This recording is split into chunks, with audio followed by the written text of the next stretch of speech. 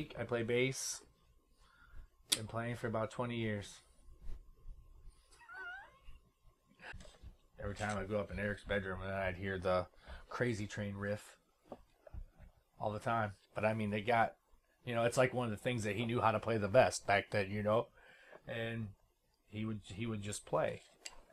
And I always looked up to that. And then, I worked at Taco Bell and met VJ La Rosa, and he was in a band called Decadenza, and I started hanging out with them, and they invited me over to a practice, and so I went over there and started watching them guys play, and then I kind of followed them around when they were playing out around town, and that was it for me. I was like, I love what they do. I'd like to do that, but I always thought it was hard.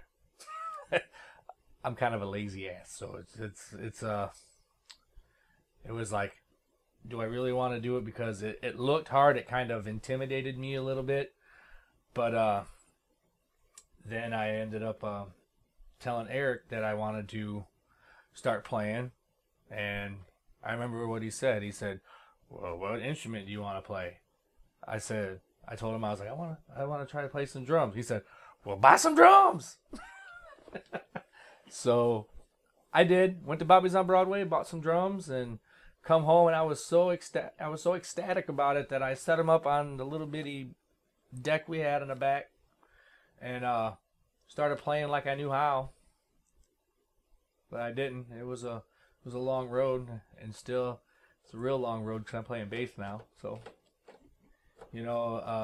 playing drums was definitely a lot harder than it looked. I mean, I was a lot skinnier back then, but the stuff that I wanted to play, I tried to play it, and I just knew after 2 songs I'd be done, so I had to go to something a little bit different. I definitely like the creative writing process of music rather than doing cover songs. For one, you get to portray something that you wrote instead of going out there and playing, a Metallica cover, or I use that because I'm old, but I would definitely rather come down here with 4 other guys, write music, and be creative. And I would rather be down here than being out on a stage, honestly, as like the stage just kind of showcases what you've written. And don't get me wrong, that's fun, and that's great. I love the fans, and I love the people that come out and see it, and family. But bottom line, I would rather be down here in the basement creating the next song, because you don't know what you're gonna get, and it's all up to you on what you do get. So it's kind of that creative process when you bring in something or somebody else brings in something, and you guys collaborate on it and you write. And it's like sometimes you come in with an idea, and by the time everybody else puts their thing on it, the song kind of changes from what it was in the beginning. But that's the beauty of it, because when the song is done, you have another little masterpiece of your own that nobody can take away from you. And it's just, I would rather so much be doing my own thing than being in a cover band. I'm gonna probably get so much shit for talking about cover bands too, but oh well. It's what I believe, for real. Well, the music from when I started playing to where I sit in this chair now definitely has changed a lot. I mean, for one, I think me as a musician has gotten better over the years to where, when I first started, man, I was green, and we didn't know how to write songs, and we just put some things together, and sometimes they were all right, sometimes we thought they were all right.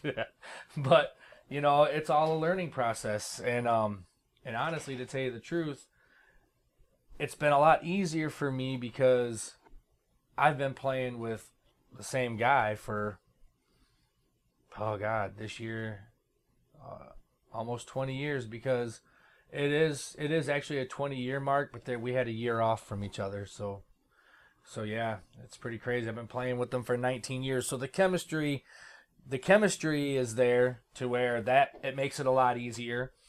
And with the drummer that we have, been playing with him for close to 15. So it makes it a hell of a lot easier. But for how the music has changed from the beginning to now,